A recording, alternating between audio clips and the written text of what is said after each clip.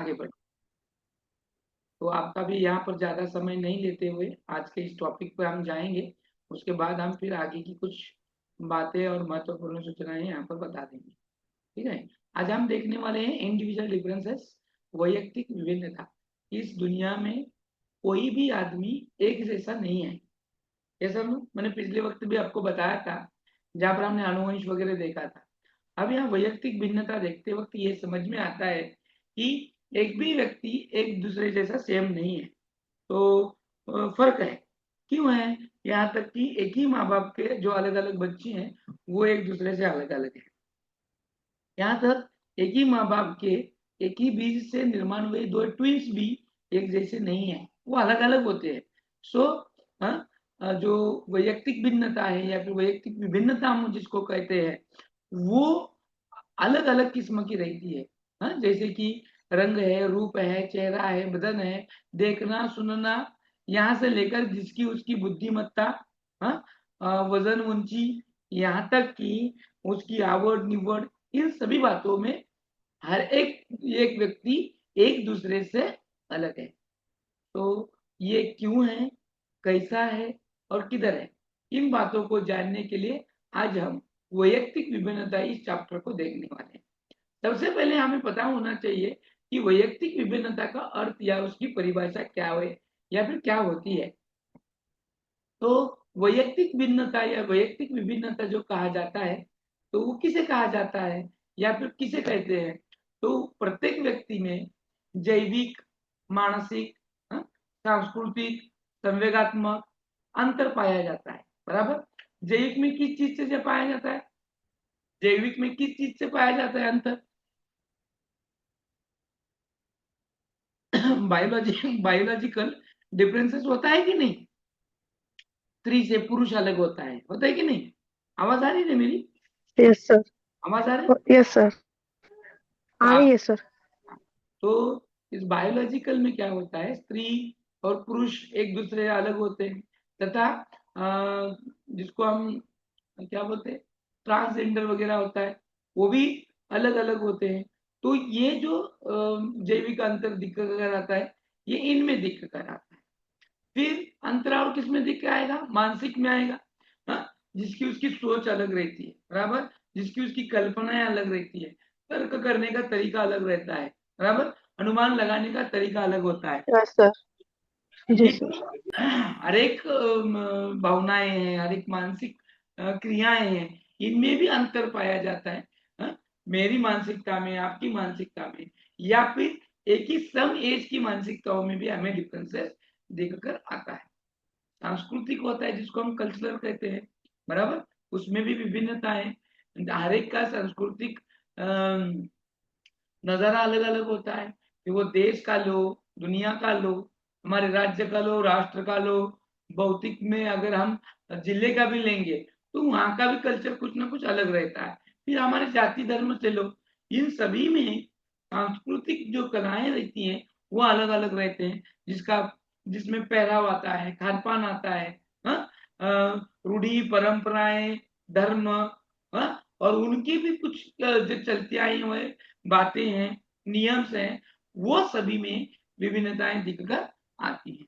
संवेगात्मक है, संवेगात्मक में क्या क्या आएगा? दुख है, भावना है, क्रोध है, बराबर, भावना है। संवेगात्मक यानी संवेग, संवेग यानी भावना, इन भावनाओं में भी अंतर पाया जाता है। तो ये जो अंतर है, ये जो फर्क है, ये फर्क वैयक्तिक भिन्नता कहलाता है। ये फर्क क्या कहलाता है? वैयक्तिक भिन्नता कहलाता है। जैविक में सिर्फ स्त्री पुरुष या ट्रांसजेंडर इतना ही नहीं आता है, तो उनके माता पिता से चलती आई जो विरासत है, जैसे कि वजन, ऊंची, रंग, काला गोरा होना, ये सब बातों का भी वहां पर असर होता है। साथ ही साथ हर एक का जो अभिरुचि होता है, एटीट्यूड होता है, एप्टीट्यूड होता है, इनमें भी अंतर होता है, इंटेलिजेंस होता है, इनमें से भी अंतर पाया जाता है। और इसी अंतर के कारण एक व्यक्ति दूसरे से भिन्न माना जाता है। ये सब कारण है, इसी कारणों की वजह से एक व्यक्ति दूसरे व्यक्ति से भिन्न माना जाता है। अतः कोई भी दो व्यक्ति समान नहीं होता, कोई भी हो, यहाँ तक कि जुड़वा बच्चे में भी असमानता पाई जाती है। आपने बहुत से जुड़वा बच्चे देखे होंगे, उनमें भी असमानता पाई जाती है। सोचने के तरीके को, बुद्धि को लेकर, रंग, वजन, ऊंची के हिसाब से, अभिरुचि के हिसाब से बहुत सारे इसमें फर्क पाए जाते हैं। इसी दृष्टि से वैयक्तिक विभिन्नता या फिर भिन्नता प्रकृति प्रकृति द्वारा प्रदत्त स्वाभाविक गुण है। ये भगवान से मिला हुआ, एक नेचर से आया हुआ, एक प्रदत्त यानी दिया गया एक स्वाभाविक गुण है, इसे हम नहीं बदल सकते। हर एक में वैयक्तिक भिन्नता होना ये प्राकृतिक है। इसमें हमने बनाया है क्या? मैं किसी इंसान ने बनाया है क्या कि मुझ में ये टैलेंट होना चाहिए, मुझ में ये अभिरुचि होनी चाहिए, मुझ में ये अभिलाषाएं होनी चाहिए? ऐसे कहीं नहीं होता है। तो ये जो बदलाव है, ये जो फर्क है, ये सभी फर्क वैयक्तिक भिन्नता है, वो जो निसर्ग से मिली है। और उसी हिसाब से हम सब में बहुत सारे गुण पाए जाते हैं। कोई आदमी डरता है, कोई आदमी नहीं डरता है। कोई हर एक चीज से डरता है, कोई छिपकली से डरता है, हाँ, कोई कॉकरोच से डरता है, हाँ, कोई नहीं डरता है, कोई सांप से डरता है। तो ये जो फर्क है, ये वैयक्तिक भिन्नता का ही नजारा है। तो वैयक्तिक भिन्नता किसे कहा जाता है, ये आपके समझ में आया होगा। इसी हिसाब से स्किनर ने भी कुछ व्याख्याएं की हैं, परिभाषा की हैं, जो बतलाती हैं कि वैयक्तिक भिन्नता किसको कहा जाता है। वैयक्तिक विभिन्नता में संपूर्ण व्यक्तित्व का कोई भी ऐसा पहलू सम्मिलित हो सकता है जिसका माप किया जा सके। यानी जो मेजरेबल है, जिसका माप किया जा सकता है, वो किस में आ सकता है? वैयक्तिगत या वैयक्तिक भिन्नता में। व्यक्तिगत विभिन्नता में संपूर्ण व्यक्तित्व यानी पर्सनालिटी, ओवरऑल पर्सनालिटी, वो दिखना है, इन सभी बातों का क्या इस सभी में किया जाता है, उसको क्या कहते हैं हम? वैयक्तिक भिन्नता कहते हैं। क्या कहते हैं? वैयक्तिक विभिन्नता कहते हैं। टाइलर ने की है इसकी व्याख्या आगे। आगे टाइलर ने भी इसकी एक व्याख्या की है, बहुत सारी सुंदर सी। वो क्या कहते हैं, देखो, टाइलर के अनुसार शरीर के आकार और स्वरूप, शरीर के आकार और स्वरूप शारीरिक गति संबंधित क्षमताओं जैसे कि बुद्धि, उपलब्धि, ज्ञान, रुचियों, अभिवृत्ति और व्यक्तिगत के लक्षणों में माप की जाने सकने वाली विभिन्नताओं की उपस्थिति सिद्ध की जा चुकी है। इसको ही हम वैयक्तिक भिन्नता कहते हैं। यहाँ पर स्किनर ने यह कहा कि संपूर्ण व्यक्तित्व का कोई भी भाग जो नापा जा सकता है। टाइलर क्या कहता है कि हर एक व्यक्ति की जो शारीरिक गति हो, उसकी क्षमता हो, बुद्धि हो, शरीर का आकार हो, स्वरूप हो, बुद्धि हो, उपलब्धि यानी संपादनों की बुद्धिमत्ता हो, ज्ञान, रुचि, अभिवृत्ति हो, या फिर व्यक्तित्व के कोई भी लक्षण ऐसे हो जिससे हम माप सकते हो और एक दूसरे से तुलना कर सकते हैं। और तुलना में ही इसकी विभिन्नताएं दिख कर आती है। और इसी को हम क्या कहते हैं? क्या कहते हैं? वैयक्तिगत या वैयक्तिक विभिन्नता। विभिन्नता। समझ में आया? यस समझ सर। में जी सर। आया? हाँ। अब देखेंगे हम ये वैयक्तिक विभिन्नता के प्रकार क्या है या फिर कौन कौन से हैं। वैयक्तिक विभिन्नता के प्रकार, अब ये जो प्रकार हैं, मनोवैज्ञानिकों ने वैयक्तिक विभिन्नता को विभिन्न आधारों पर वर्गीकृत किया है, जो निम्न प्रकार है। हर एक प्रकार, हर एक व्यक्ति अलग अलग है। और कौन कौन से पार्ट से है? व्यक्तिगत विभिन्नता के प्रकार होते हैं। तो सबसे पहला देखते हैं हम भाषा के आधार पर व्यक्तिगत भिन्नता। आप बता सकते हैं क्या भाषा के आधार पर क्या व्यक्तिगत भिन्नता है? हमारे दुनिया में बहुत सारी भाषाएं बोली जाती हैं, पर पता है क्या अप्रोक्स कितनी भाषाएं बोली जाती है? अप्रोक्स बोल रहा हूँ, 100, 200, पता है क्या? अप्रोक्सली बताओ कितनी भाषाएं बोली जाती है। ऐसा कुछ नहीं है कि बराबर उसको सही गिनकर कहना है। तो गई क्या? शायद होंगे सर उतने भाषा बोलने के लिए। कितने? ठीक है, भाषा के आधार पर कितनी वैयक्तिक भिन्नताएं क्या क्या है, भाषा के आधार पर कौन कौन सी भाषाएं बोली जाती है, उसमें क्या फर्क है, विभिन्नता क्या दिक्कत आती है, चलो बताओ कोई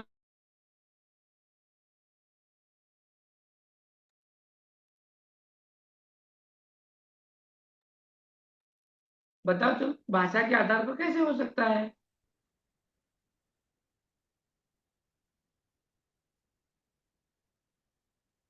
नहीं बता सकते, ठीक है। चलो अब मैं देखता हूँ। अब देखो, भाषाएं जो भाषाओं के आधार पर व्यक्तिगत भिन्नता पाई जाती है। हर एक की भाषा अलग अलग होती है। दुनिया भर में करीबन दुनिया भर में करीबन 60,000 से भी ज्यादा ही भाषाएं बोली जाती हैं लगभग। हाँ, अब ये 7,000 जो भाषाएं हैं, इसमें क्या है कि अ, हर एक व्यक्ति की भाषा अलग अलग है। इसमें सिर्फ भारत का ही हम ख्याल नहीं करेंगे, तो पूरी दुनिया भर का बता रहा हूँ। तो भाषा के आधार पर व्यक्तिगत भिन्नता बोली जाती है। देखो अभी हम सबकी या फिर आप सबकी भाषा, मातृभाषा तो मराठी है। सब जो मराठी बोलते हैं, उनका बोलने का तरीका या वाणी या लकब सेम है क्या? सेम है। आप जैसे बोलते हैं, नहीं है सर। वार्तालाप करते नहीं हैं, सर। वैसे बोलता हूँ क्या? वैसे आपकी भाषा है क्या? आवाज वैसे है क्या? नहीं भाषा में नहीं मधुरता सर। रहती है क्या? लता मंगेशकर के बोलने का, गाने का तरीका और मोहम्मद रफी के बोलने का, गाने का तरीका अलग है कि नहीं है? तो ये भाषा के आधार पर हम भिन्नता करेंगे, तो इसमें दिख कर आएगा। हर एक की मातृभाषा निर्भर करती है कि वो क्या बोलेगा, उसकी भाषा कौन सी है। वो उतने पर नहीं रुकता है, उतने पर नहीं रुकता है। तो क्या होता है कि भाषा का जो वाणी होती है वो अलग अलग होती है। अगर हम भारत में देखेंगे, या फिर सबसे ज्यादा भाषा में विभिन्नता कहाँ है पता है दुनिया में? कि सबसे माँ ज्यादा ब्लूटूथ आ जरा। सबसे ज्यादा भाषाएं अलग अलग कहाँ बोली जाती हैं? Hi sir. अपने भारत में ही सर। भारत में ही सर। ऐसा आपको लगता है? नाम क्या है अंदर बाजू। हाँ, यस सर। हाँ सर। ऐसे आपको लगता है। तो देखो अभी सबसे ज्यादा भाषा में जो विविधता है वो अफ्रीका और एशिया में पाया जाता है। सबसे ज्यादा विभिन्नता पाया जाता है। तो हाँ, तो सबसे ज्यादा भाषा बोलने वाले जो लोग होते हैं, हाँ, या फिर ये अलग अलग मिमिक्री करने वाले लोग होते हैं, इनमें भी भाषाओं में विभिन्नता दिख कर आती है। जैसे कि अमिताभ बच्चन की आवाज, उनकी हिंदी बोलने का तरीका, फर्क है कि नहीं? है कि नहीं? देखो, तो उसमें वैयक्तिक विभिन्नता दिख कर आई कि नहीं? अमिताभ बच्चन का यस सर। आवाज कैसे है, आवाज कैसे दमदार, हमारा उन जैसे है क्या? मान लो नहीं अमिताभ सर। बच्चन जैसी किसकी भी पर्सनालिटी है, लेकिन क्या अमिताभ बच्चन जैसा आवाज किसका है? अगर किसी ने हुबेहूब निकाला भी, तो पूरा उसको वो कवर अप कर सकता है क्या? तो नहीं कर सकता। तो इन भाषाओं के आधार पर हम वैयक्तिक भिन्नता कर सकते हैं। अब देखो, भाषा पर भी अगर बोलेंगे तो पुलिस की टोन अलग रहती है कि नहीं? पुलिस की टोन अलग रहती है, हर एक व्यक्ति की टोन अलग रहती है, गुंडे की टोन अलग रहती है, और हमारे शरीफ लोगों की भी टोन अलग रहती है। यस और नो? अगर गुंडे ने यस शरीफ सर। लोगों जैसी बात की, तो वो गुंडा नजर आएगा क्या? गुंडे ने अगर शरीफ लोगों जैसी बात की, तो वो गुंडा नजर आएगा क्या? कि भैया, नहीं सर। मैं तुझसे रिक्वेस्ट करता हूँ कि तू मुझे इतने इतने पैसे दे, नहीं तो मैं तेरे को ये करूंगा, वो करूंगा, मार दूंगा। तो आप क्या उसको इतनी आसानी से पैसे देंगे? अगर वही उसने, ये ब्रो, अगर तूने मेरे को पैसा नहीं दिया तो मैं तेरे को काट डालूंगा, भून डालूंगा, हाँ, तो आप डर जाएंगे। यस, कितने आदमी थे, वाह, क्या डायलॉग है कि नहीं? फर्क उसमें और हम में, कितने आदमी थे, कितने, है कि नहीं? तो ये वाला जो लकब होता है, ये भाषा में दिखने वाला अंतर है। ये बोली भाषा में भी होता है। हिंदी अगर हम देखेंगे, तो भारत में भी जो जितने हर एक राज्य हैं, इन राज्यों में भी हिंदी की लकब, हिंदी की भाषाएं में भी फर्क दिख कर आता है। तो ये जो फर्क है, वहाँ के लोगों की बोली भाषाओं का असर होता है, और उसी से वो व्यक्ति अपने अपनी भाषा का निर्वाह करते हैं। तो सबसे पहला है, कोई मीठा मधुर बोलता है तो कड़वा बोलता है। तो मैंने पहले ही कहा था कि आदमी का व्यक्तित्व जो होता है, उसकी पर्सनालिटी जो होती है, उसके भाषा से, उसके मुंह से, उसके शब्दों से पता चलती है कि ये दुकान सोनार की है या किसकी है, सोनार की है किसकी है, किसकी कहा था मैंने कहा था कुछ तो, लोहार की। सोनार की है या फिर भंगार वाले की है या लोहार की है, पता चलता है। तो वो शब्द है, उन शब्दों से ही हमें पता चलता है। तो हम व्यक्तित्व का जो विभिन्नता करते हैं, उनमें फर्क करते हैं, वो भाषा के आधार पर करते हैं। कि भाषा वो तमिल हो, तेलुगु हो, हाँ, मराठी हो, उर्दू हो, बंगाली हो, जो भी है, इन भाषाओं से हमें असर दिख कर आता है। लिंग के आधार पर वैयक्तिक भिन्नता। अभी लिंग के आधार पर कौन कौन सी भिन्नता करेंगे? लिंग के आधार पर मैंने बताया था, देखो पहले लिंग के आधार पर विभिन्नता हो सकती है कि नहीं हो सकती? यस और नो?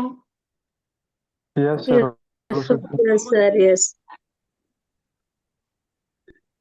काम लड़का लड़की में यस, फर्क है, यस, लड़का और लड़की में विभिन्नता हो सकती है, और लड़की में फर्क। हाँ, वो ट्रांसजेंडर में भी हो सकता है। तो लड़का और लड़की में क्या फर्क है? बोलने में, चलने में, बैठने में, उठने में, हाँ, इन सब बातों में फर्क होता है। तो हम लिंग के आधार पर भी वैयक्तिक विभिन्नता कर सकते हैं।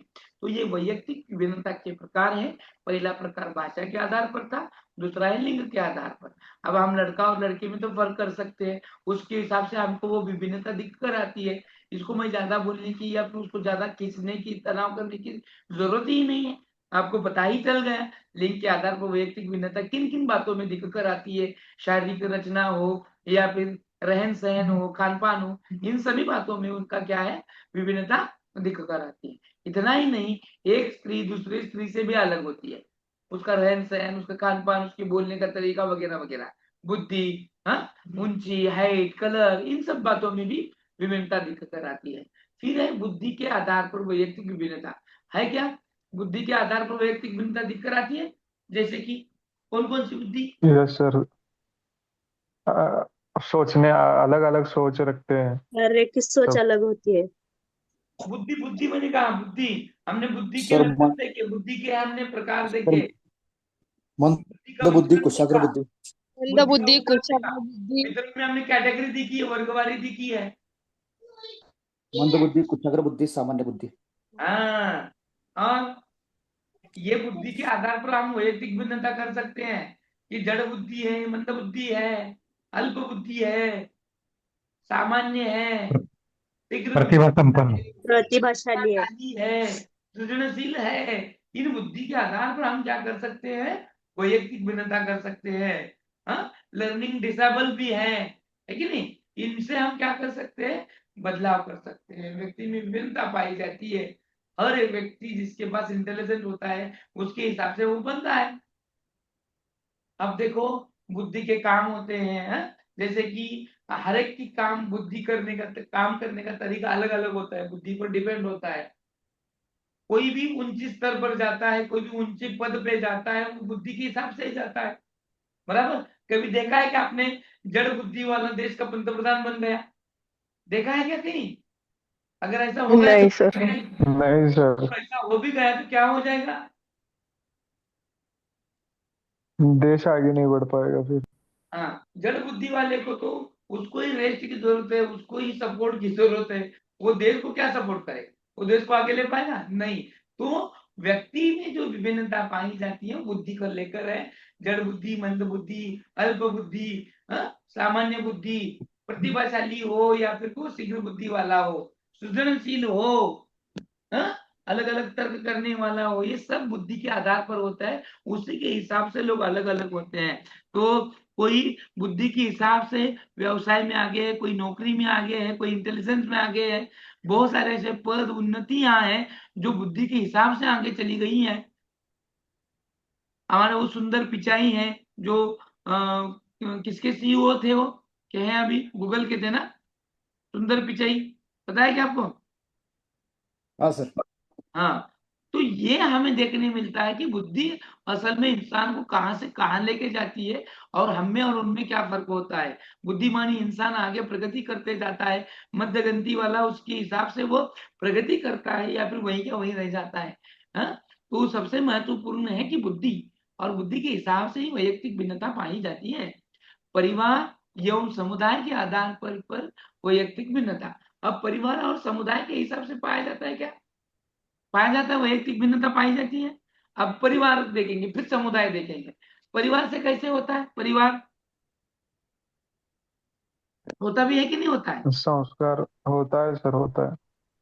मिडिल क्लास सर, और रिच क्लास, पुअर क्लास। परिवार के प्रकार बताओ। परिवार के प्रकार होंगे ना? परिवार के प्रकार होंगे कि नहीं होंगे? परिवार के तो प्रकार पता है कि नहीं आप लोगों को? परिवार के प्रकार पता है कि नहीं? हाँ सर, हा न्यूक्लिअर फॅमिली अँड वो जॉईंट हाँ जॉइंट फॅमिली। वेगळं झालेलं इंडिव्हिज्युअल आणि विभक्त आणि हाँ, बरोबर बरोबर। सबसे पहले आती है संयुक्त फैमिली, जहाँ इकट्ठा रहते हैं। कौन कौन रहते हैं? आजी आजोबा, हाँ आई वडील, मुले काका काका काकू हाँ काकू, हम्म, मोठे पप्पा, हाँ, मोटे मुल- पप्पा, छोटे पप्पा, छोटे दादा दादी, चाचा चाची, हाँ, ये सब अच्छे एकत्र रहते हैं। इसको हम क्या कहते हैं? क्या बोलने का उसको? जॉइंट संयुक्त, फॅमिली या फिर उसको ज्वाइंट फैमिली कहा जाता है। बराबर है? हाँ? जिसमें दादा दादी, चाचा चाची, ताऊ ताई, चचेरे भाई बहन, इनके साथ हम क्या करते हैं? रहते हैं। और उसके हिसाब से बच्चों पर भी संस्कार होता है। तो वो परिवार के हिसाब से देखो, अब जब ये संयुक्त फैमिली में रह रहा है तो इसकी पर्सनैलिटी में कुछ फर्क होगा कि नहीं होगा? होगा तो क्या होगा? होगा तो क्या होगा?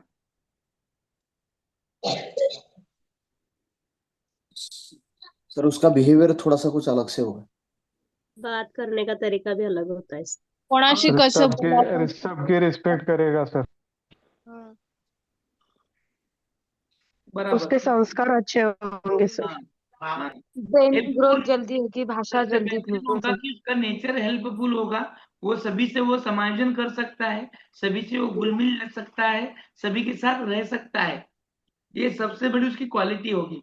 यहाँ तक कि जो अगर रूढ़ी परंपराओं से चलती आई हुई अगर फैमिली है तो उसमें वो रूढ़ी परंपराएं कूट कूट की मिलेंगी आपको। जैसे कि सवेरे जल्दी उठना है, व्यायाम करना है, प्रार्थना करना है, सबकी इज्जत करना है, बड़ों के पैर छूना है वगैरह, ये सब गुण उसमें दिखने मिलेंगे। बराबर है? और फिर होता है जिसको हम क्या बोलते हैं, ज्वाइंट फैमिली होने के बाद होता है एकल परिवार, जिसको हम क्या बोलते हैं, न्यूक्लियर फैमिली। बराबर? जिसमें सिर्फ माता पिता और बच्चे होते हैं। और ये जो कल्चर चल रहा है, ये जो संस्कृति चल रही है, ये परिवार चल रहे हैं, ये शहर में चल रहे हैं। कहीं कहीं अभी ग्रामीण भागों में, इलाकों में भी ये अभी देखने मिल रहा है, जिसको हम छोटा परिवार कहते हैं, एकल परिवार कहते हैं, है ना? हाँ? जिसको हम न्यूक्लियर फैमिली भी कहते हैं। तो ये वाले जो टाइप होते हैं, इनमें बच्चे में भी थोड़ी अकड़ होती है, उतनी इज्जत नहीं होती है, एक दूसरे की परवाह नहीं करते हैं, ये इनमें दिखने मिलता है। बराबर? ये सेल्फिश ज्यादा होते हैं, अपना अपना ही सोचते हैं। हाँ? ये बच्चे दूसरे से, एक दूसरे से जल्दी घुल मिलते नहीं है, ये अंतर्मुखी होते हैं, इनको घूट घूट के जीना मालूम रहता है। तो ये सब जो फर्क है ये परिवारों में दिख कर आता है। इसमें और भी एक प्रकार है, देखो, जैसे कि डिवोर्स फैमिली से अगर है तो वो माता या फिर पिता अलग अलग रहते हैं तो उनके साथ रहने वाले, है कि नहीं? हाँ, तो ये भी हो सकते हैं। तो इनके साथ भी इनका रहने का तरीका, इनमें क्या होगा, इनको माँ का प्यार नहीं होगा या फिर पिता का प्यार नहीं होगा, पूरी फैमिली का उसको किस किसे कहते हैं ये पता नहीं होगा। ये सब बातें अगर ऐसे फैमिली में हमें देखने मिलती हैं। तो ये होती है परिवार। समुदाय जाति धर्म को लेकर होता है, कम्युनिटीज होती हैं, हिंदू है, मुस्लिम है, सिख है, ईसाई है, हाँ, बुद्ध है, क्रिश्चियन है। ये जो लोग हैं ये अपने अपने समुदाय का प्रतिनिधित्व करते हैं। तो वैयक्तिक भिन्नता पर ये समुदाय भी इम्पैक्ट करता है, उसको लेकर भी वैयक्तिक भिन्नता में प्रकार पाए जाते हैं। ये मुस्लिम है, ये हिंदू है, ये सिख है, ईसाई है ना? तो ये समुदाय के हिसाब पर भी वैयक्तिक भिन्नता होती है। फिर है जाति संबंधी। धर्म से तो हुआ, समुदाय से हुआ, अब जाति, हर एक में जाति होती है। बराबर है कि नहीं? कोई शूद्र है, कोई ये क्षत्रिय है, ये पहले जो 4 ही धर्म वर्ण माने जाते थे और वही लोग ऊंचे होते थे, ये जाति उच्च है, ये जाति नीच है। इस दुनिया में कोई भी जाति उच्च और कोई भी जाति नीच नहीं है। सब जाति क्या है, सब समान है। तो जाति से भी लेकर वैयक्तिक विभिन्नता पाई जाती है। तो हम जो झगड़े भी देखते हैं तो इसी जाति कर लेकर देखते हैं। अगर राजकारण भी होता है तो इसी जाति कर लेकर भी होता है, बराबर। दंगे फसादों की जड़ भी कभी कभी ये जाति से ही होती है। तो जाति को लेकर भी वैयक्तिक भिन्नता में पाई जाती है। बहुत सारी जातियां हैं जो हमारे भारतवर्ष में चलती आई हैं और उसको लेकर भी भिन्नता दिखकर आती है। मैंने पहले भी कहा था जो अभी क्या बोलते हैं उसको, अलग अलग जाति धर्म के हैं लोग, बौद्ध धर्म या फिर और धर्म, अभी भी समाज में उनको मिलने वाला दर्जा अलग प्रकार का है। समाज में मिलने वाला मान सम्मान वो उतना नहीं है जितना अन्य जाति धर्म को है, जिसके वजह से बच्चे का डेवलपमेंट, उसका ग्रोथ नहीं हो पाता। और इसी वजह से बच्चे का डेवलपमेंट नहीं होने की वजह से उसका विकास और उसका ग्रोथ पीछे पड़ जाता है। तो ये विभिन्नताएं देखने मिलती है। फिर है संयोग के आधार पर विभिन्नता। अब बताओ आप, संयोग के आधार पर कैसे विभिन्नता होती है? वैयक्तिक विभिन्नता बताओ। चलो मैं रुका हूं अभी, बोलो, मैं वेट कर रहा हूं आपके आंसर की। संवेग तो पता है आपको, संवेग किसे कहेंगे?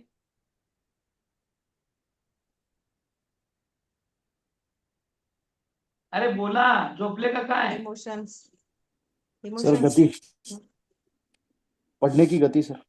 संवेग किसे कहेंगे? इमोशन इमोशंस भावना। यस।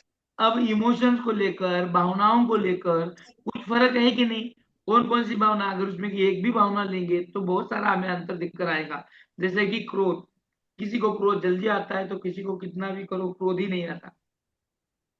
तो योगी है, स्वामी है, उनको जल्दी से क्या नहीं आता, गुस्सा नहीं आता, उन्होंने क्रोध पे नियंत्रण किया होता है। तो ये संवेग के आधार पर हम क्या कर सकते हैं, वैयक्तिक भिन्नता कर सकते हैं। और हम एक हैं तो अभी छोटी छोटी बातों पर गुस्सा करते हैं, मारने पर टूटते हैं, हाँ झगड़ा करते हैं, दंगे फसाद करते हैं। ये संवेग का असर है, ये असर संवेग का तो ही है। अगर हमें जल्दी गुस्सा आता है तो जल्दी झगड़ा हो जाएगा, है ना, परेशान हो जाएंगे। ये अंतर है इसमें। धार्मिक आधार पर वैयक्तिक भिन्नता, हाँ संवेग समझ में आया? संवेग समझ में आया कि नहीं आया? Yes sir. Yes sir. Yes अब सर मदर आया। टेरेसा को देखेंगे। मदर टेरेसा क्यों ये है, प्रसिद्ध है मदर टेरेसा? किस वजह से प्रसिद्ध है? तो उन्होंने कहा था, सोशल वर्क। सोशल वर्क के साथ साथ उन्होंने कहा था अगर दुनिया को जीतना है तो वो हम सिर्फ प्यार से जीत सकते हैं, मोहब्बत से जीत सकते हैं। हाँ, यानी उनका टॅगलाईन ही था, हाँ, अगर आम्ही दुसऱ्यामध्ये जर चुका शोधत बसलो, जर आम्ही दुसऱ्यामध्ये चुका जर शोधत बसलो तर त्यांच्यावर आम्ही प्रेम कधी करणार? अगर दुनिया को जीतना है तो प्यार से जीतो। लव इज स्वीट पॉइजन, है ना, पॉइजन है कि नहीं? और ये पॉइजन होना ही है तो वो प्यार से करो, और प्यार ही सबसे बड़ा पॉइजन है। तो संवेग के आधार पर हम कर सकते हैं ये वैयक्तिक भिन्नता। प्यार है, क्रोध है, मोह, मद, मत्सर, इन सभी चीजों को लेकर हम हर एक इंसान में भेद दिख कर आता है। किसी को जल्दी गुस्सा आता है, किसी को देर से आता है, किसी को आता ही नहीं है। ये फर्क है संयोग के बारे में। हाँ, वैसे ही प्यार मोहब्बत का है, मोह का है, माया का है, तो ये दिख कर आता है। फिर है धार्मिक आधार पर वैयक्तिक भिन्नता। धर्म धर्म, जाति जाति, हिंदू मुस्लिम सिख ईसाई, हमें सब भाई भाई, है ना। तो ये फर्क दिख कर आता है धर्म को लेकर। फिर है शारीरिक विकास के आधार पर वैयक्तिक भिन्नता। शारीरिक विकास के आधार पर वैयक्तिक भिन्नता, जैसे कि रंग रूप वजन उंची, हाँ, उसके हिसाब से बाहर है, लंबाई चौड़ाई, इसके हिसाब से भी भिन्नता पाई जाती है। कोई गोरी चमड़ी का है तो कोई काले चमड़ी का है, कोई गुणवान है, रूपवान है, सुंदर है, सुरेख है। तो ये जो अंतर दिख कर आता है तो ये फर्क है। हीरोइन कौन बनता है? जिसके पास सौंदर्य है। सिर्फ शरीर का सौंदर्य नहीं चाहिए, तो मन का भी सौंदर्य होना है। तो उससे वो अलग है, वो मन से अलग है, ये शरीर से है। तो फर्क तो हुआ ना सुंदरता से या मन की सुंदरता से, लेकिन फर्क है इन आधार पर हम वैयक्तिक भिन्नता कर सकते हैं। समझ में आया? वजन के हिसाब से, ऊंची के हिसाब से, रंग, आकार, उकार, इन सभी बातों से हम क्या कर सकते हैं, वैयक्तिक भिन्नता कर सकते हैं। वो शारीरिक विकास के हिसाब से भी कर सकते हैं। फिर है अभिवृत्ति के हिसाब से। अभिवृत्ति यानी एटीट्यूड। हाँ, एटीट्यूड के हिसाब से भी वैयक्तिक विभिन्नता होती है। हर एक की अभिवृत्ति अलग होती है। वृत्ति, हर एक का देखने का दृष्टिकोण है, अप्रोच अलग अलग रहता है। उसकी भी उभर अलग रहती है, उसकी ख्वाब अलग रहते हैं। उसी हिसाब से वो ट्रैंगल करते जाता है और आगे आगे सक्सेस हो। फिर है व्यक्तित्व के आधार पर वैयक्तिक भिन्नता। व्यक्तित्व यानी पर्सनैलिटी के हिसाब से। पर्सनैलिटी में क्या कौन सी चीजें आती हैं?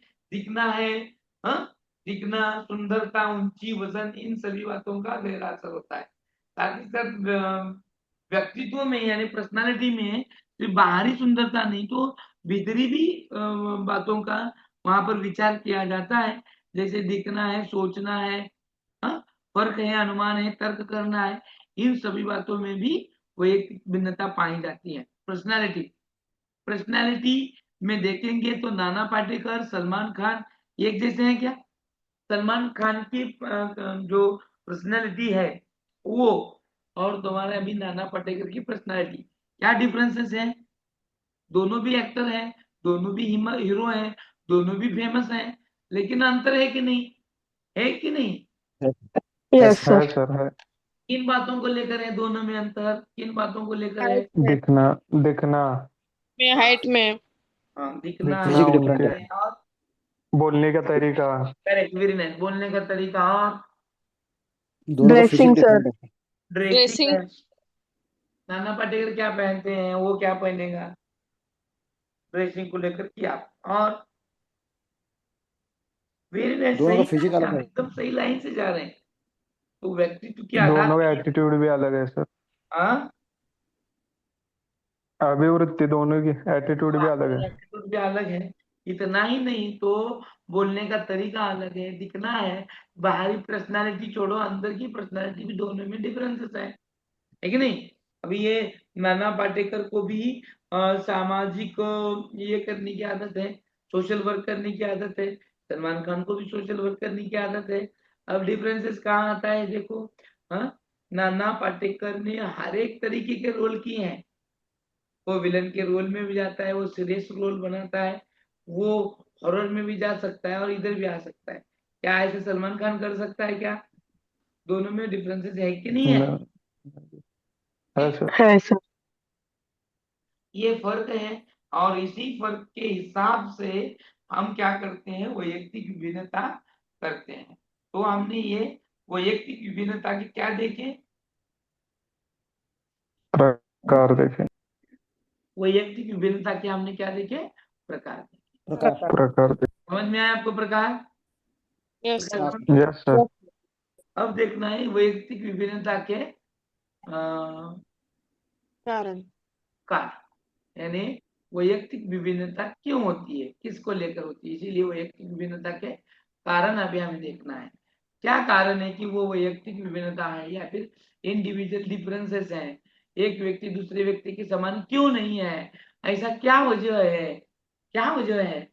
तो सबसे पहली वजह है, कारण है, वो है वंशानुक्रम।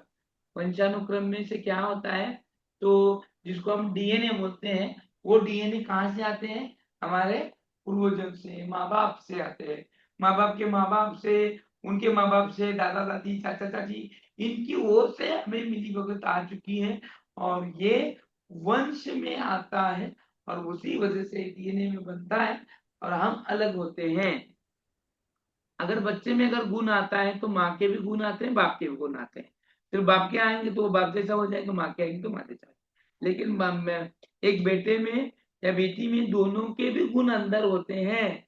कि वो दिखना है, शारीरिक रचना है, हाँ, रंग है, रूप है, ये सभी बातें उसमें आती हैं। तो ये सब बातें हमें कहाँ से मिलती हैं? वंशानुक्रम से मिलते हैं। सिर्फ दिखना, रहना, सोच समझ ही नहीं आती है तो यहाँ तक कि कई बीमारियां भी वंशानुवंश से चलती आ रही है। यस और नो? बराबर ही सही है? यस बराबर है सर, या सही है? बराबर है। बराबर है सर। बरोबर। बराबर है ना? मैंने क्या पूछा, बराबर हाँ है सर, कि सही है? बराबर है। बराबर है सर। वेरी बराबर है सर। बराबर भी है, सही भी है सर। दोनों भी है। दोनों भी लेट समझ में आया फिर आपको। बराबर है कि सही है? दोनों भी है, सही भी है और बराबर भी है ना? हाँ। तो ये जो फर्क है वनवंश में ये दिख कर आता है। अनुवंश की वजह से ही व्यक्ति एक दूसरे से नहीं अलग अलग देखने मिलती है, एक दूसरे से अलग अलग देखने मिलती है, एक दूसरे जैसे होती ही नहीं है। फर्क दिख कर आता है एक दूसरे में, एक दूसरे के समान नहीं होना, ये उसमें हमें दिख कर आता है। तो अ, ये जो फर्क है हर एक अ, बच्चे में, तो ये उसके माँ बाप से आई हुई देन है। तो उसका दिखना, सोचना, बुद्धिमत्ता, कलर, आकार उकार, ऊंची, वजन, इन सब बातें तय करती है अनुवंश। अगला है वातावरण या परिवेश। वैयक्तिक विभिन्नता के कारण है वातावरण या परिवेश। हो सकता है कि परिवेश कारण वातावरण कैसे हो सकता सर है? कोस्टल एरियाज में लोग अलग दिखते हैं, ठंडी हवा में लोग अलग दिखते हैं, हॉट क्या क्लाइमेट में बोले? लोग अलग दिखते हैं सर। क्या बोले? वातावरण का परिणाम होता है सर। होता है कैसे? जैसे कश्मीर में लोग अलग दिखते हैं और कोस्टल एरियाज में लोग अलग दिखते हैं। Yes yes yes. कश्मीर का बंदा एकदम गोरा, ऊंचा, है ना? और वो गोराईपन का भी तरीका अलग गोरापन है ना? क्योंकि पुणे में भी हमको गोरे देखने मिलेंगे। वो कश्मीरी लकब उसमें होगी क्या? वो कश्मीरी रुतबा उसमें होगा क्या? ऐसा ना? नहीं। नहीं होगा। हाँ। वो अपने श्रीलंका के भी लोग कैसे हैं? गोरे हैं श्रीलंका के? नहीं नहीं सर। सर, गोरे हैं। कृष्ण हाँ। है। कृष्ण धवल, जिसको हम काले काले नहीं बोलते, हम्म, देखो कैसे शब्द इस्तेमाल किया, कृष्ण धवल है। वाह। तो ये वाला जो शब्द है, ये भी शब्द हमारे भारत में है ना? कुछ लोग, अरे हम काले हैं तो क्या हुआ, लेकिन क्या वाले हैं? दिल वाले हैं। फर्क है कि नहीं? किस चीज का फर्क हुआ? परिवेश का हुआ। बंबई के किनारे यानी समुद्र के किनारे रहने वाले जो लोग हैं, उनमें भी कुछ फर्क दिख कर आएगा कि नहीं आएगा? गांव में रहने वालों और शहर में रहने वालों में भी फर्क होता है। फर्क होता है। तो वातावरण का, परिवेश का उस पर असर होता है।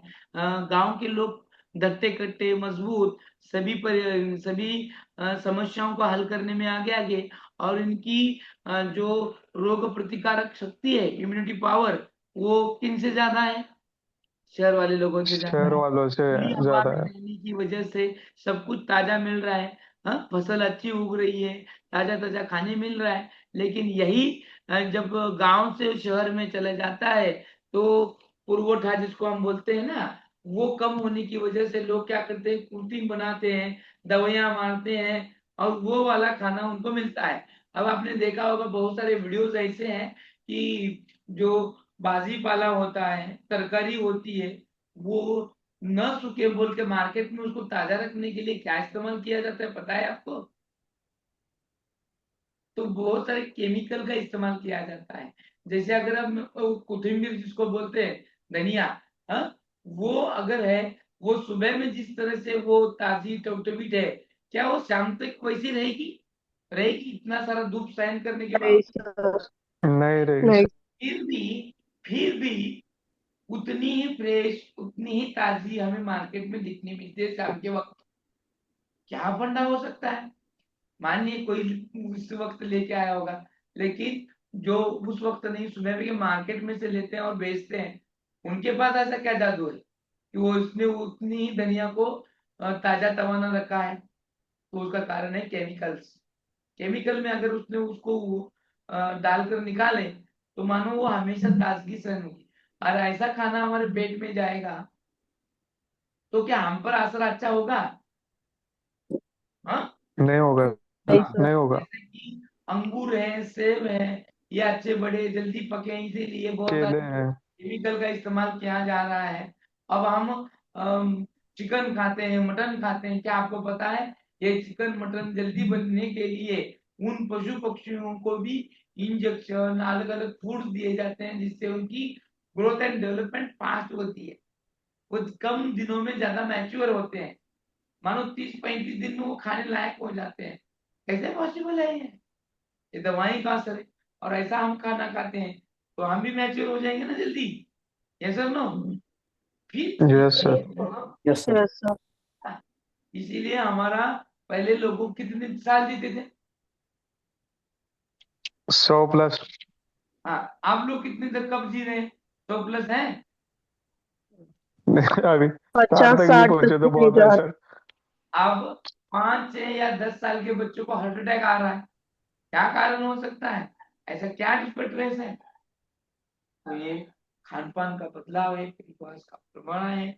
अगर परिवेश में ज्यादा टेंशन, अगर आप स्कूल में रह रहे हैं, आपका हेडमास्टर अगर तरीका आपको तकलीफ देता है, आपको बुलाता है, सभी को स्ट्रिक्ट रखने की, वार्निंग करने की कोशिश करता है, तो वहां का परिवेश ही वैसे ही होगा।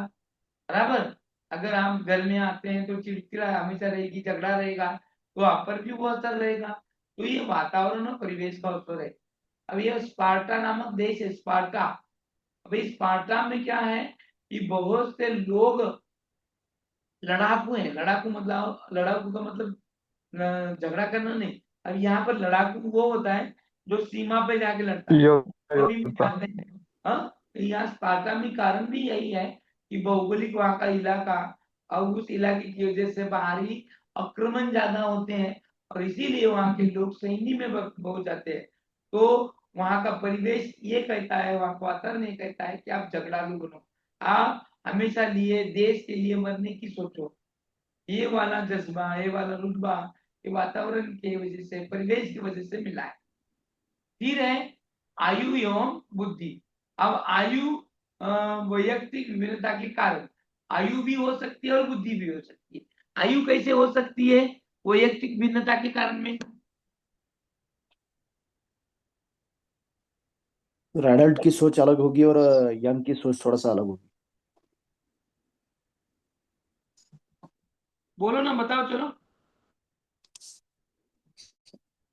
सर एडल्ट एडल्ट लोगों की सोच थोड़ी सी अलग होगी, छोटे बच्चे की अलग होगी, यंग लोगों की अलग होगी सर।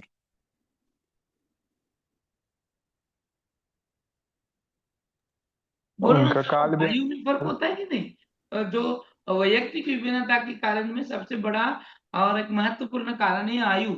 अब आयु देखो, जिसकी आयु जैसी है उसकी बुद्धि भी वैसी हो सकती है। एक 5 साल के बच्चे में, 10 साल के बच्चे में कुछ फर्क है कि नहीं है? 5 साल के बच्चे में, 50 साल के बच्चे में, युवा में, वो वृद्ध में कुछ फर्क है कि नहीं? 25 साल के आदमी में या लड़की में कुछ फर्क है कि नहीं है? है सर। है सर। यस सर, है सर। वो आयु की वजह से है, उसमें आने वाली मैच्योरिटी की वजह से है, उसके शारीरिक बदलाव से है, उसके सोच से है, बुद्धि से है कि नहीं? है यस सर।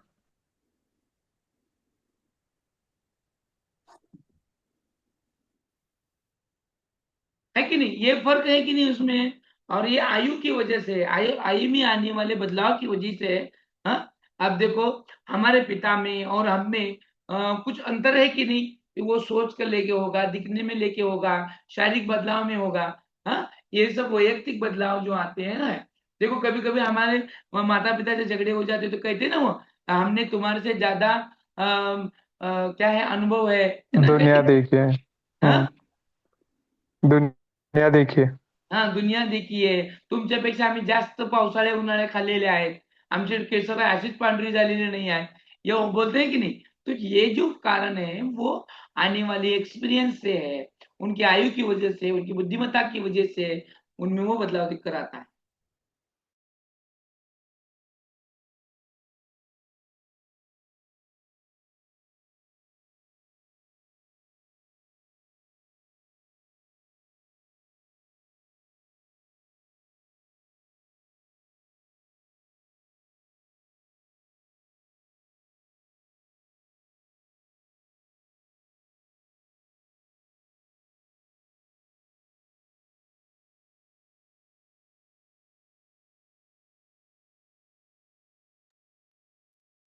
सर आवाज नहीं आ रही है। आवाज ही नहीं सर। वैयक्तिक भिन्नता के कारण में अगला कारण है परिपक्वता, मैच्योरिटी, है ना? ये मैच्योरिटी अभी जैसे हमने आयु में देखा, तो मैच्योरिटी भी जो आती है वो सीक्वेंस से आती है। डायरेक्टली कोई भी इंसान, कोई भी व्यक्ति पर डायरेक्ट परिपक्व होता है क्या? नहीं होता है, वो धीरे धीरे होता है, सीक्वेंस से होता है। हमने अभी स्टेजेस भी देखे हैं, जैसे कि शैशवावस्था, बाल्यावस्था, उसमें भी 3 अंतर है, पूर्व बाल्यावस्था, मध्य बाल्यावस्था, उत्तर बाल्यावस्था और कुमारावस्था। ये जो फर्क आता है उसमें परिपक्वता की वजह से आता है। फिर परिपक्वता हमारे सोच में रहती है, इंटेलिजेंस में रहती है, बोलने में रहती है, चलने में रहती है, हाँ, शारीरिक क्षमताओं में रहती है। और इस मैच्योरिटी की वजह से हर एक व्यक्ति दिख कर आता है। अब देखो, पुरुष जितना वजन उठा सकता है, क्या लड़की उतना वजन उठा सकती है? हाँ, उठा सकती है? नहीं। तो उसकी मैच्योरिटी के साथ नहीं साथ सर। उसकी शारीरिक जो क्षमताएं भी होती है वो महत्वपूर्ण होती है। शारीरिक मैच्योर, अगर लड़की मैच्योर भी हो गई तो वो पुरुष के हिसाब से या फिर पुरुष और के तुलनाओं के हिसाब से वो क्या दिख कर आती है? कम परिपक्व या फिर कम नाजुक जिसको बोलते हैं, कोमल जिसको बोलते हैं, दिख कर आती है। फिर स्त्री की कोमलताओं में, उसके मधुरताओं में फर्क होता है। जैसे कि लैंगिक विभिन्नता अगर हम देखेंगे तो उसमें भी वही आएगा लैंगिक विभिन्नता में। जैसे कि लड़का लड़की में अगर हम भिन्नता करेंगे तो लड़की का आवाज कैसे होता है? कठोर होता है, मृदु होता है कि कोमल होता है? कोमल होता है सर। एकदम कोमल होता है, मृदु। मृदु होता है। आवाज में लेकर, काम को लेकर, उनके चलन में लेकर, मुली कशा नाजूक चालतात, मुलं कसं करतात, कसे चालतात बरं मुलं? धडांग धडांग धडांग धडांग 2 मिनिटात मोकळा, आहे की नाही? या सगळ्या ज्या गोष्टी दिसून येतात, हा फरक दिसून येतो, वो लैंगिक विभिन्नताओं की वजह से, यानी व्यक्तिगत विभिन्नता में जो भिन्नता आती है वो लैंगिक विभिन्नताओं को लेकर आती है। जैसे लड़का लड़की में भेद होता है, बोलने में होता है, चलने में होता है, रहन सहन में होता है, हाँ, लकब होता है, लजब होता है। इस सब बातों में हमें भिन्नताएं देखकर आती हैं। फिर आता है जाति, प्रजाति तथा देश। हाँ, अब हम मनुष्य ही हैं, अब हम सब मनुष्य ही हैं। हर एक जाति और प्रजाति, प्रजाति का मतलब जहाँ की वहां की वो देश वेश जैसा रहता है ना, वैसा। अब यहाँ हम भी मनुष्य हैं। भारत के मनुष्य में और दक्षिण अफ्रीका के मनुष्य में कुछ फर्क है कि नहीं? वहां की प्रजाति का है कि नहीं फर्क है? वहां के लोग कैसे है हैं? सर। यस सर है। वो ऐसा नहीं कि सर वहां का शारीरिक। वातावरण वैसा है बोलकर वो वैसे हैं, ऐसा नहीं। वो प्रजाति अलग है थोड़ी बात, और उसकी वजह से फर्क दिख कर आता है। आदिवासी है ना, वो दक्षिण अफ्रीका में जंगल वगैरह है, तो वहां के लोग, वो प्रजाति का असर है।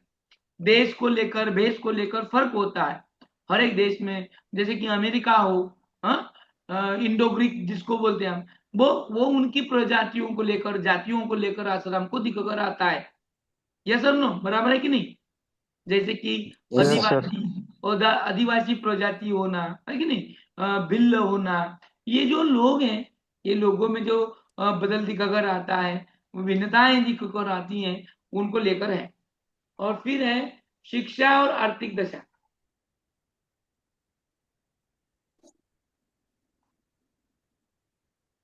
चलो बताओ अभी शिक्षा और आर्थिक दशा को लेकर क्या क्या फर्क होता है? शिक्षा में क्या फर्क है? वैयक्तिक भिन्नता क्या दिक्कत आती है? सर साक्षर और निरक्षर।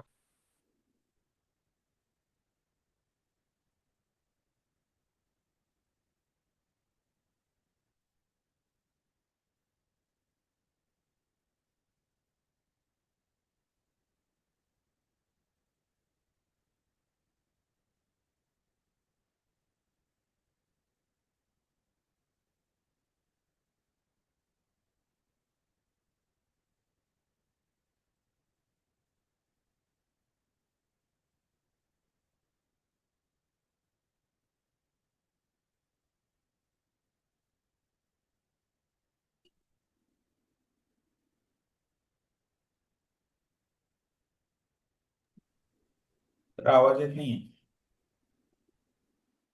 तो ये शिक्षा को लेकर है। अगर व्यक्ति सीखता है, शिक्षित होता है, और शिक्षित व्यक्ति में और अशिक्षित व्यक्ति में फर्क दिखकर हमें आता है, बराबर है कि नहीं? और वैयक्तिक भिन्नता देखो, रहन सहन पर भी, यानी अगर कोई व्यक्ति सीखा है, उसको नौकरी लगी है, तो उसके पहराव में कुछ बदलाव होगा कि नहीं? और जो अशिक्षित है उसके पहराव में कुछ बदल होगा कि नहीं? ऐसा ना। Yes yes sir sir. होगा। हाँ, जैसे कि जो शिक्षित है वो ड्रेसिंग करेगा अच्छे सा, है कि नहीं, टॉय लगाएगा, सूट बूट में रहेगा, उसके वो हेयर स्टाइल अलग रहेगा, है ना। तो ये फर्क होता है शिक्षित और अशिक्षित में। और दूसरी बात है आर्थिक दशा। जिसके पास पैसा है, अमीरी है, उसके पास ऐश है, चैन है, सभी वस्तुएं हैं, तो उसकी वजह से भी वैयक्तिक भिन्नता दिख कर आती है। जैसे कि अंबानी के बच्चों में और हम में क्या फर्क है कि नहीं है? किस वजह से है? आर्थिक दशाओं है से। सर। यहाँ तक कि स्लम एरिया में रहने वाले एक टॉप घर के देखो, या फिर डॉक्टर, वकील, इंजीनियर के बच्चों में है कि नहीं फर्क है? झोपड़पट्टी में रहने वाले बच्चों में। ये कारण है आर्थिक दशाओं का। उनको अच्छा एजुकेशन नहीं मिलता, अच्छा खान पान नहीं मिलता, रहने के लिए मकान नहीं है, वो झोपड़ी में रह रहे हैं, इतनी सारी ठंडी तेजी से चल रही है, क्या असर होता होगा उन पर? ये आर्थिक दशाओं की वजह से है। अगर उनके पास पैसा होता तो खुद का मकान होता, मकान होता तो देखो दशा भी कितनी बदलती, चेंजेस आते। अच्छा सोच। और एक पैसा भी ऐसी चीज है, पैसा पैसे वालों के पास ही जाता है, अमीर को अमीर और बनाता है, गरीब को और गरीब बनाते जाता है। तो वो सोच भी डेवलप उसी पे होती है। पैसा आता है, पैसा पैसे से इकट्ठा होता है, और वो सोच भी उससे इकट्ठा होती है। तो ये फर्क निकल कर आता है। अनिल अनिल अंबानी हो, धीरूभाई अंबानी हो, या कोई भी अंबानी हो, देखो आज पैसे से पैसा इकट्ठा कर रहे हैं। आज एक बिजनेस है तो कल एक और बिजनेस खड़ा करेंगे। जैसे कि वो साल या 2 साल पीछे उसके लड़के की शादी हुई ना, क्या नाम उसका, वो जाड़ा वाला है ना बेटा, अंबानी का। हाँ सर, अनंत अंबानी। उसकी जो बहू आई वो भी क्या, वो भी क्या गरीब घर से है क्या? वो गरीब घर से है क्या? नहीं सर। वो भी उसी लेवल की है। जैसे वो बहू बन के आई ना, तो इसने उसको गिफ्ट बोल कर क्या दिया, 2-3 कंपनियां चलाने के लिए। देखो हमारे इधर क्या होता है, झगड़े होते हैं, तू ये लेकर नहीं है, वो लेकर नहीं है, मेरे बहू के, मेरे क्या बेटे के लिए तू गाड़ी लेके आ, साइकिल लेके आ, रेडियो लेके आ, ऐसे बोल के झगड़े होते हैं। तो ये किस वजह से? आर्थिक दशा। यानी जैसे संपत्ति वैसे अपनी सोच होती है, वैसे डिमांड होती है, और वैसे भिन्नता भी पाई जाती है। ऐसा ना, सही है गलत है? और सबसे बेहतरीन है सही है। सही पैसे है से सर। सोच भी बनती है। अब देखो वैयक्तिक भिन्नताएं पाए जाने की विधियां। वैयक्तिक भिन्नता विधियां यानी विधियां यानी टेस्ट वगैरह होते हैं कि किसे पहचानना है, एक व्यक्ति दूसरे से अलग है, वो होशियार है, वो मंद बुद्धि वाला है, जब कैसे पहचाने? तो सबसे पहले आती है बुद्धि परीक्षण, यानी इंटेलिजेंट टेस्ट। बराबर। अब ये जो टेस्ट है, इंटेलिजेंट टेस्ट है, ये क्या करती है, बुद्धि परीक्षण करते हैं हम इससे। और इससे पता चलता है कि कौन कितना बुद्धिमानी है, कौन कितना अल्प बुद्धि है, अल्पजीवी है। ये सब कुछ पता चलता है बुद्धि परीक्षण की वजह से। इससे हम क्या कर सकते हैं, वर्गवारी कर सकते हैं, जड़ बुद्धि, मंद बुद्धि, है ना, अल्प बुद्धि, सर्वसाधारण, कुशाग्र, प्रतिभाशाली, सृजनशील। इसके बारे में हम क्या कर सकते हैं, प्रकार कर सकते हैं, उसका वितरण कर सकते हैं इन परीक्षा की वजह से। तो हमें पता चलता है कि कौन किससे विभिन्न है, अलग अलग है।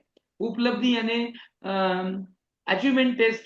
उपलब्धि परीक्षण यानी अचीवमेंट टेस्ट, जिसमें हम साल भर में लेते हैं, है ना, हमारे स्कूल में लेते हैं अंतिम वर्ष में, उससे हम उसको फेल पास वगैरह का निर्णय देते हैं।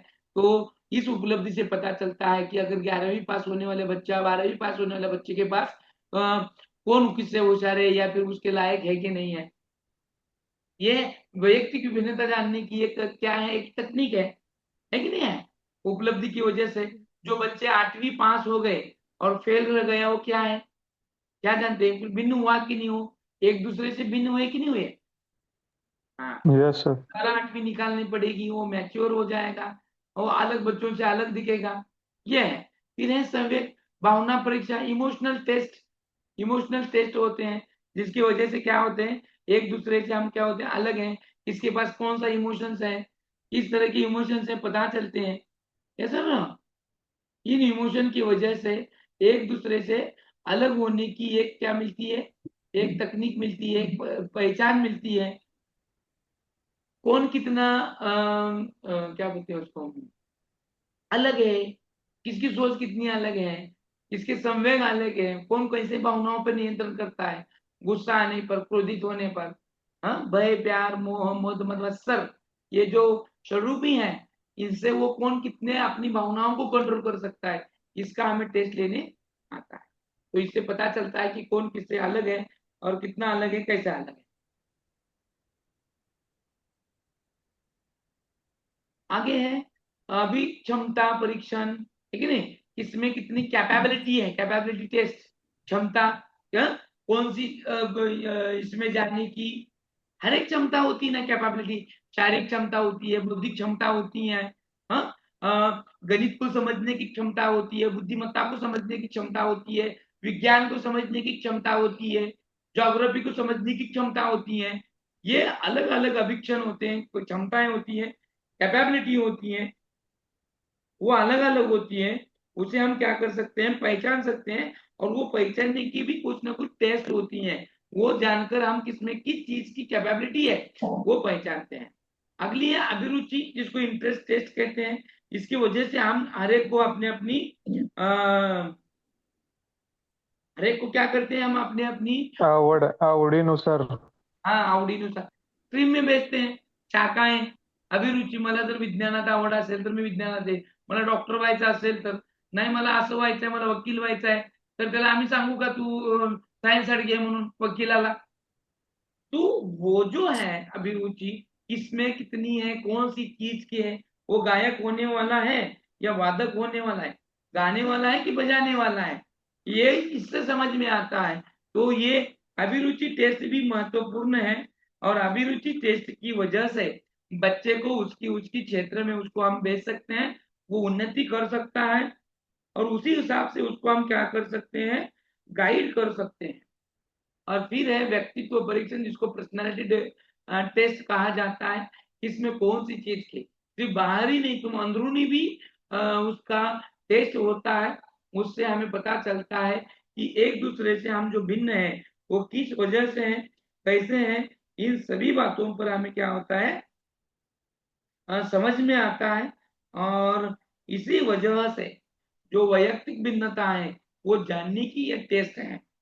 कौन से कौन अंतर्मुखी है, व्यक्तित्व में क्या होता है, कौन अंतर्मुखी है, कौन बहिर्मुखी है, हाँ, कौन होशियार है, कौन नहीं है, ये समझ में हमें आता है। तो इन सब बातों का असर हमारे बच्चों पर होता है, वो किस तरह से होता है वो जानने की विधियां हैं।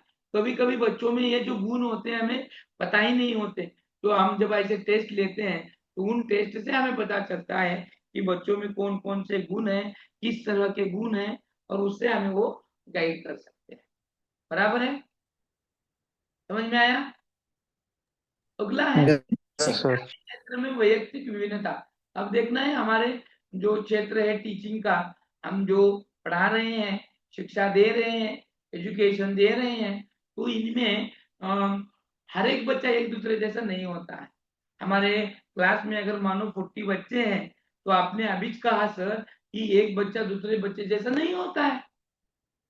तो इन विभिन्नताओं को लेकर हम शिक्षा के क्षेत्र में किस तरह से उनको क्या क्या करेंगे, किस तरह से उनकी इन विभिन्नताओं को ध्यान में रखकर उनको अच्छा टीचिंग देंगे, उनको अच्छा एजुकेशन देंगे।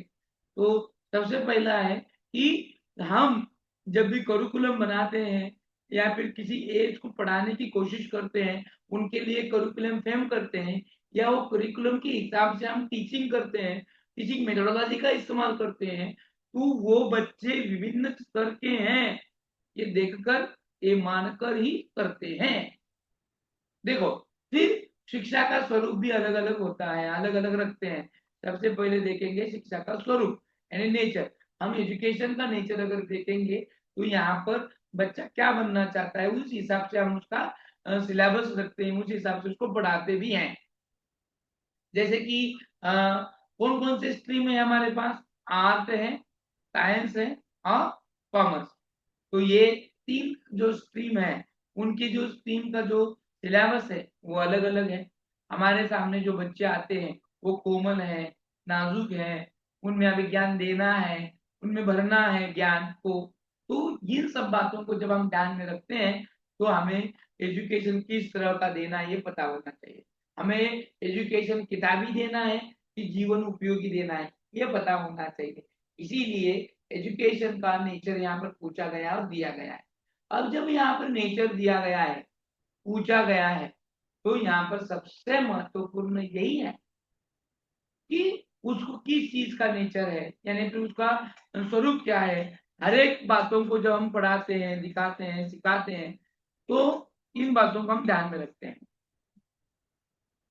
अब सबसे महत्वपूर्ण ये भी बात है, सबसे महत्वपूर्ण ये भी बात है, जैसे कि देखो अभी शिक्षा के स्वरूप में कि बच्चे को किस चीज का देना। अभी जैसे मैंने कहा कि किताबी देना है, रटन पद्धत देना है, कि जीवन उपयोगी देना है, किस तरह का एजुकेशन देना है वो तय करता है। तो अब हम किस तरह का एजुकेशन देते हैं, जीवन उपयोगी देते हैं। बच्चा अगर जीवन उपयोगी।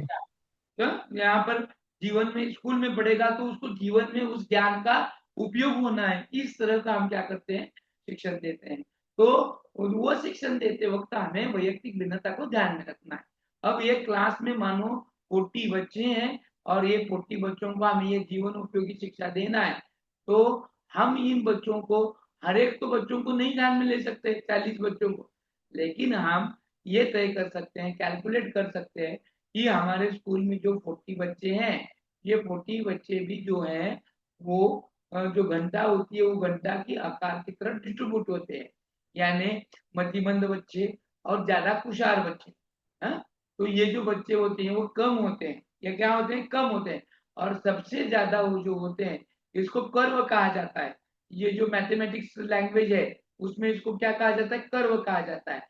अब ये जो कर्व है ये घंटे के आकार की तरह होता है और ये डिस्ट्रीब्यूट करता है। तो सबसे ज्यादा जो बच्चे होते हैं वो इस सेंटर में होते हैं। और ये बच्चे क्या हैं, ये सामान्य बच्चे हैं, सामान्य। तो ये सामान्य बच्चे हैं बोलकर हमारा सिलेबस भी उसी तरह से फ्रेम किया जाता है। सबसे ज्यादा बच्चों को फोकस किया जाता है वो सामान्य बच्चे होते हैं। फिर वो उसी हिसाब से अगर कोई बच्चा प्रतिभाशाली भी है तो उसका भी उसमें विचार किया जाता है और मंद गति का विचार किया जाता है। इसीलिए higher order thinking questions and lower order questions, LOT and HOT हम बनाकर, क्वेश्चन बनाकर, सिलेबस बनाकर बच्चों को पढ़ाते हैं, उसको फ्रेम करते हैं। तो इन बच्चों को ध्यान में रखकर हम सिलेबस ही नहीं तो टीचिंग भी करते हैं, टीचिंग मेथोडोलॉजी का इस्तेमाल करते हैं और बच्चों का सहभाग लेते हैं, चर्चा कराते हैं, डिस्कशन कराते हैं, ये सब कुछ बातें करते हैं। और उसी हिसाब से पाठ्यक्रम का निर्धारण किया जाता है और पाठ्यक्रम में उसी हिसाब से चित्र और उसमें सिलेबस जो कंटेंट है उसका भी उसमें उस हिसाब से प्रयोजन किया जाता है। जैसे कि 10वीं का मैथमेटिक्स और पहली की मैथमेटिक्स में क्या अंतर है कि नहीं है, किन किन चीज का अंतर है सर। क्या अंतर है, difficulty level. Difficulty level. Yes. और यहाँ पर पहली के कक्षा में मैथमेटिक्स की पहचान होती है और 10वीं में वो आगे चला गया होता है, उसमें डीप नॉलेज होता है ना। तो ये फर्क है, यहाँ पर बेसिक क्रियाएं और वो बेसिक क्रियाओं का ही उस पर गणित होता है, उसमें डीपनेस होता है। तो ये पाठ्यक्रम का निर्धार करता है बच्चे के हिसाब से, उसकी उम्र के हिसाब से, उसकी कक्षा के हिसाब से और उसकी बुद्धिमत्ता के हिसाब से। इन 3 बातों को ध्यान में रखकर पाठ्यक्रम बनाया जाता है और पाठ्यक्रम के हिसाब से ही मूल्यमापन, इवैल्यूएशन, टीचिंग सिस्टम को बनाया जाता है। तो ये महत्वपूर्ण बात है जो हम टीचिंग को बनाते हैं। अब मुझे बताओ कि इसमें स्टूडेंट का ये जो इंडिविजुअल है इसमें हमारे टीचर की कुछ रोल है कि नहीं है, टीचर का कुछ रोल है कि नहीं। टीचर का ही रोल सबसे महत्व है सर उसमें। यस, तो क्या उसका रोल होना चाहिए, इंडिविजुअल डिफरेंस में बच्चों को पढ़ाते वक्त टीचर का रोल क्या होना चाहिए। मंद बुद्धि, सामान्य बुद्धि तथा कुशाग्र बुद्धि को भेद करके उनकी योग्यता के हिसाब से शिक्षा देनी चाहिए। Very nice, very nice. आप बराबर सही जा रहे हैं। फिर उनका बैकग्राउंड, उनका वातावरण, आर्थिक स्थिति, उनकी दशा, ये पहचान में रख के उनको, बैकग्राउंड पहचान में रख के उनको शिक्षा देनी चाहिए। Very nice, very nice. उनके रुचियों को ध्यान में रखते हुए सर, रुचि, क्षमता। यस यस, करेक्ट, रुचि, कैपेबिलिटी, क्षमताओं का विचार। और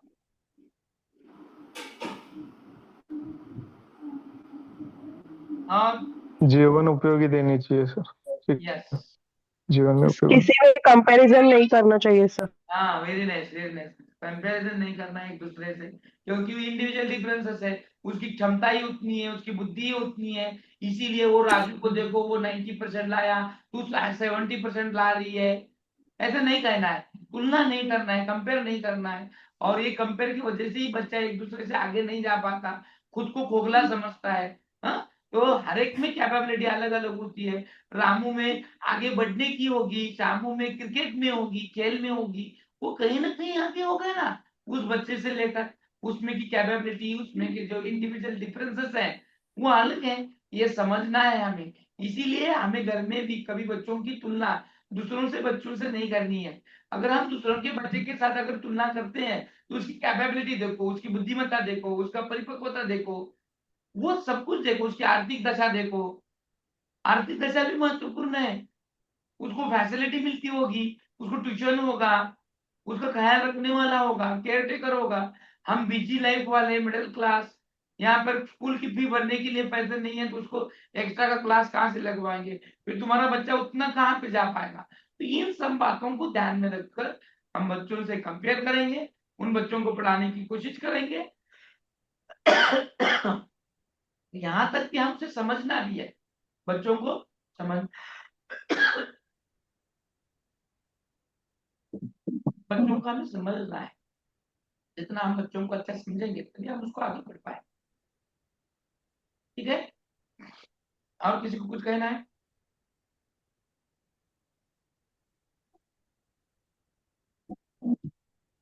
कोई बोलना चाहेगा? और इंडिविजुअल फिर डिफरेंस। बालक को स्वावलंबी स्वावलंबी बनाकर स्वतंत्रता की भावना पैदा करनी चाहिए। यस यस, स्वावलंबी बनाओ। वेरी नाइस, उनको मोटिवेट करना चाहिए। यस सर, वेरी नाइस, त्यांच्यामध्ये पॉझिटिव्हनेस आणलं पाहिजे, वेरी नाइस, त्यांना प्रोत्साहन केलं पाहिजे आपण. Very nice. प्रोत्साहन करना है, आगे बढ़ाना है, बच्चों को हम्म. हिम्मत देना है। उसकी अभिरुचि हमें पहचाननी है, उसके अभिरुचि पहचान कर उसको गाइड करना है। हम ही पहचानेंगे तो भी हम बच्चों को आगे ले जाएंगे। तो ये महत्वपूर्ण है। कभी कभी हम बच्चों को पहचानते नहीं है, तो अच्छे से गाइड नहीं करते, मिसगाइड करते हैं। हाँ? बच्चा की आवड़ होती है अलग ही क्षेत्र की, और उसको हम अलग ही क्षेत्र में जाने बोलते हैं, उसको डॉक्टर कराते हैं, उसको नीट की परीक्षा करने बोलते हैं, लेकिन उतना वो अच्छा परफॉर्मेंस कर नहीं पाता। इतना सारा खर्चा करने के बाद फिर हम तय करते हैं कि हमने गलत डिसीजन लिया। तो पहले ही हमें सोचना है कि बच्चे में कैपेबिलिटी अलग अलग होती है, उसकी अभिरुचि अलग होती है, वो एक दूसरे बच्चे से अलग होता है, वातावरण अलग हो सकता है कि नहीं? हाँ, वो जिस स्कूल में प्राइमरी एजुकेशन ले चुका है, वहाँ के जो परसेंटेज है उसी के हिसाब से अगर हम उसका कैलकुलेट करके उसे आगे का शिक्षा देंगे, तो वो वहाँ उतना अच्छा परफॉर्मेंस करेगा, इसकी गारंटी भी नहीं होती है। पढ़ने का, पढ़ाने का तरीका, रहने का तरीका, या फिर वहाँ का एटमॉस्फेयर, वातावरण, परिवेश अलग हो सकता है बच्चों को आगे लेके जाने के लिए।